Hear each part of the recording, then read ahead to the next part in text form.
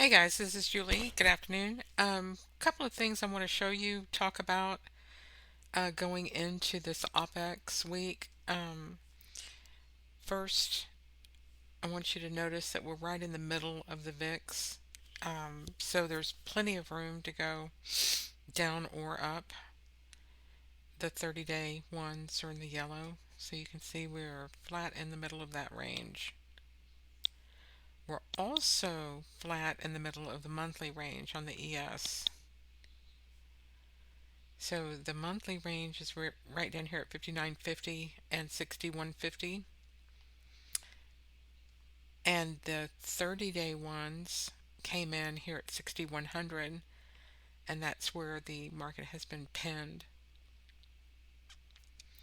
So I've added an RSI on top of the PT3, and you can tell from historical observation of looking at this indicator overlaid to the JATS PT, the RSI, that when RSI is above the PT3, the market goes up.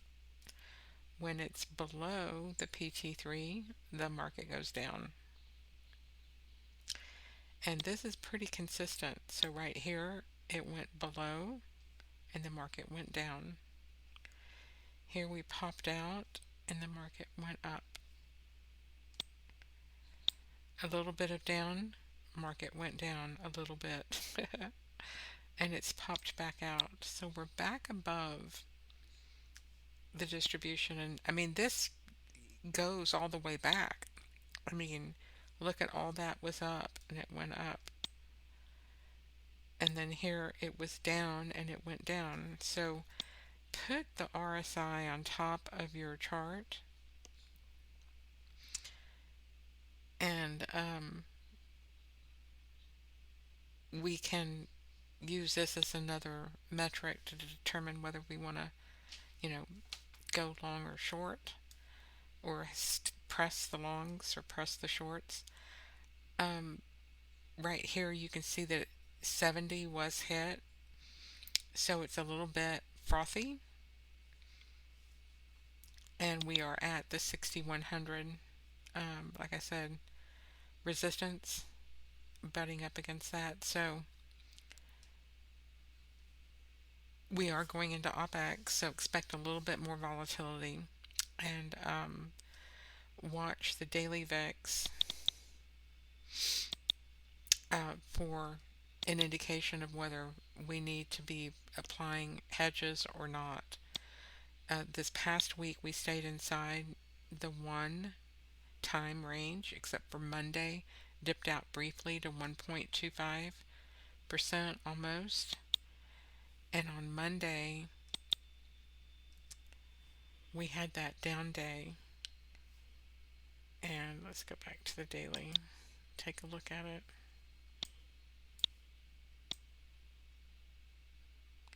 Right here. So we had that red day. It went down to the daily too.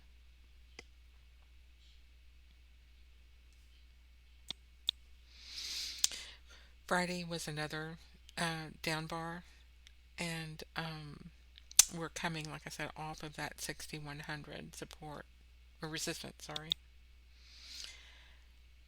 S&P, likewise. Here's a mirror image of that coloring that we saw for the VIX. You can see most of the time they keep it inside the 1. Here it broke the 1 and went to the 3. And then on the 9th, 10th, it went down also to the 2. So that was our little pullback. Gapped up to the daily 3 and then rolled over back down to the bottom of the daily 3 here. Climbed back in. So we will see what is in store for us next week going into OPEX. The options have been picking up a lot of puts, but I want to show you that going through the 20th, 95, 50 points for PT1. And if you measure from the current high down 95.50 points,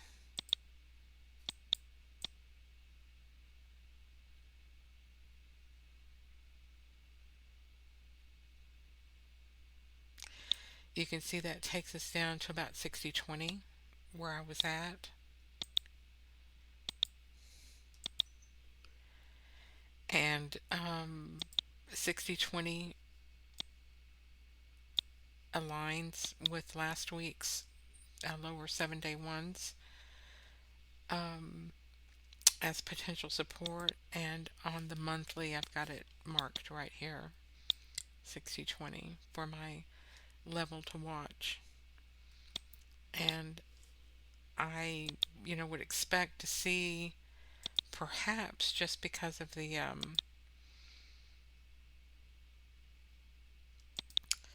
volatility level to see some potential nibbling as people try to get that Santa rally back on the table. If it does dip down, of course, watch the VIX and the ES, trade in and out of that.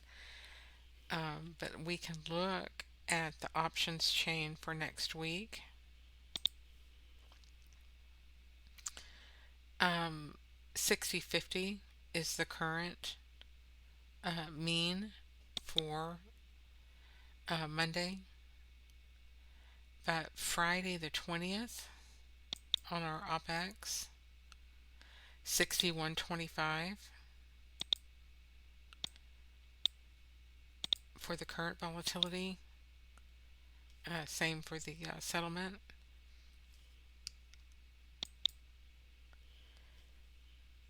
So 61.25 is above our 30-day one.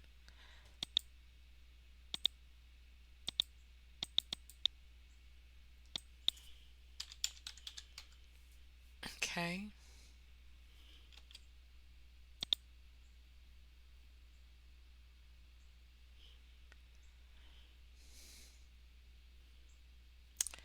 Hang on a second.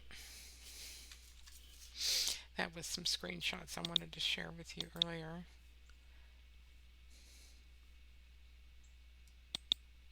For Monday's price action this week. But going into this end of the week contract, um, you can see 61.25 being the middle of the gamma, the highest gamma.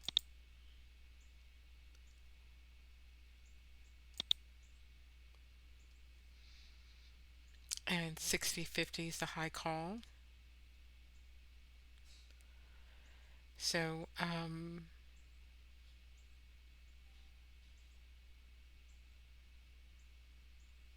definitely looking, here's a 60.50 put.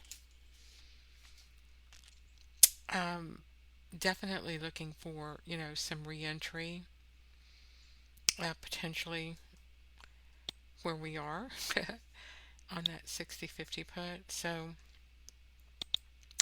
we might see a gap up this morning or tonight as they want to get into the Santa rally early. But even if it does dip down a little bit, going towards this 14 period minimum at 6,650, I think they'll be coming in between 6,000 and 6,020 to bring it back up to that 60.25.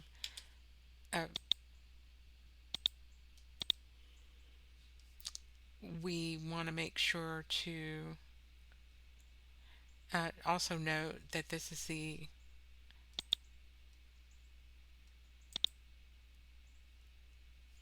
end of that first standard deviation. Right here, 60.50 is on the 1-2 line. So if they're going to, that's the implied volatility.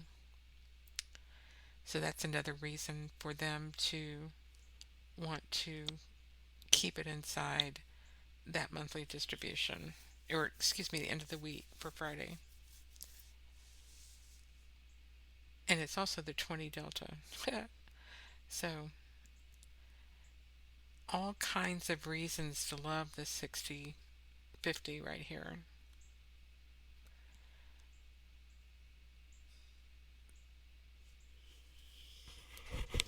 So that is a little bit more of a bullish sentiment, I think, um, or reason for us to pay special attention to this level that we're sitting on tonight, and see if if it does have a dip, to see how they react to that.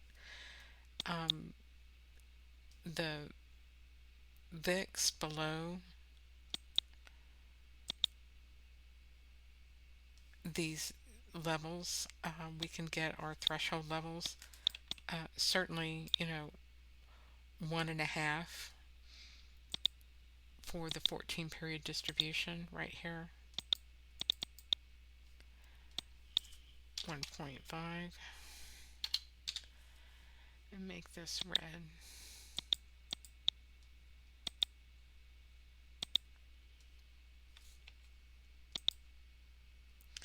So every time that the 14 period is underneath the 1.5, that's when you can lean on, you know, keeping it in that low volatility. When it breaks above it, like right here, that's when you can get into a wider volatility range.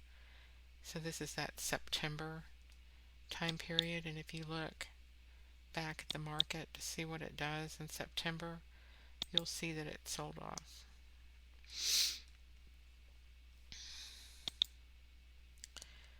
So we can follow the VIX, um, not only on the daily distribution, but also on this 12, 23, 37, and see, where we are with the 1, 2, 3 above or below our threshold levels. Like right here, it spiked way up on the Volapalooza,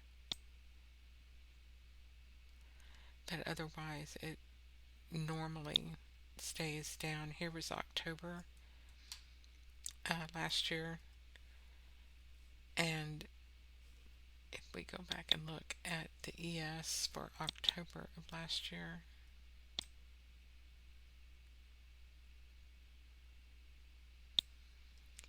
you'll see here the market sold off.